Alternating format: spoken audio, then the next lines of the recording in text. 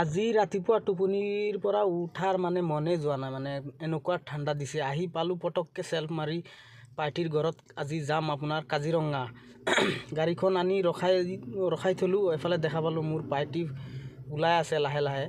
পাৰ্টিৰো ওলাবৰ কাৰণে মন যোৱা নাই। দেখা পালোঁ ৰাস্তাত এনেকুৱা কুঁৱলী পৰিছে, যাওঁতে কি অৱস্থা হ'ব। আপোনাৰ পাৰ্টি কেইটা আহি পালে, মই লৈ পেলাই ওলালোঁ।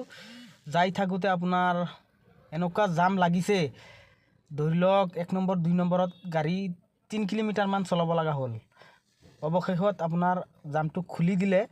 3-4 নম্বৰমান লগাই পেলাই আহি পালোঁ আপোনাৰ অৰ্কিড পাৰ্ক। ফাইনেলি গাড়ী এটা লগৰ দেখা পালোঁ, মোৰ লগত ৰখালে।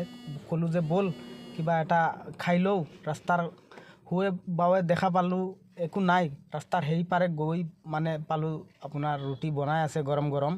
ভাইটি এটাই এইটো বনাই আছে আৰু এইফালে বনাই থৈছে আপোনাৰ পুৰি, আৰু এইফালে বাইদেউজনীয়ে গৰম গৰম ৰুটি বনাই দি আছে। মই ক'লোঁ আমাকো দুটা দিয়ক, আমি দুইজনে খাম, ভোক লাগি গ'ল।